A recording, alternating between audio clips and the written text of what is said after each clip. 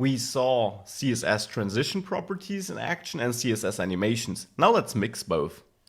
I want to adjust my sliding animation here such that it not only slides up and down, but that it is also becoming transparent, or is transparent at the beginning. Now to achieve this, I will first adjust my slide enter class here. Here I will have an initial opacity of 0.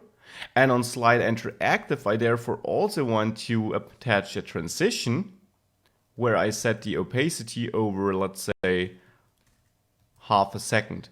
And yes, of course, you could animate the opacity here in your keyframes as well. I just want to show you how to mix transition and animation here. It's because sometimes you need it or you want that behavior.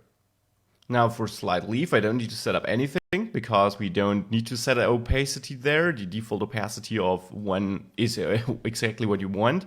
But here I want to add a transition upon leaving it or upon this leave active class being attached. And here I want to animate the opacity over 1 second, let's say. And of course also set the opacity to 0 here. Now if I reload this, let's see.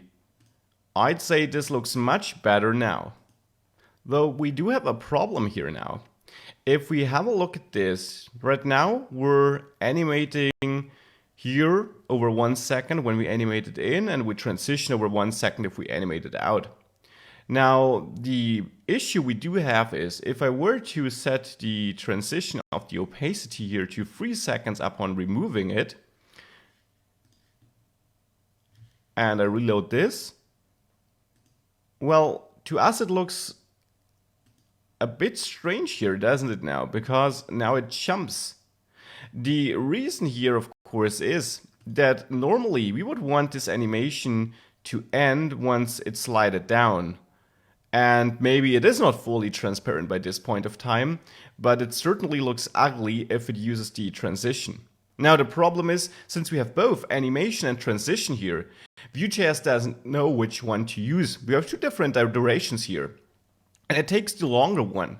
Now we can tell Vue.js which duration of which property to use by adding a type property here to the transition component, and then setting type either to animation or to transition, because these are the two CSS properties we can use to animate things.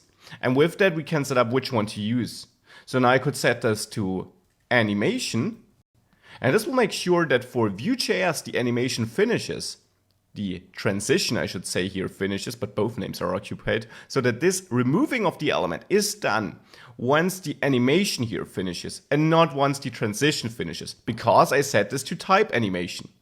We can see this if I reload this animated in, and now if I remove it, we see we don't have that ugly jump, because even though the transition wasn't finished, it took 3 seconds. The animation, the CSS property animation was finished. And that is then when Vue.js knows, okay, I'm done, remove it.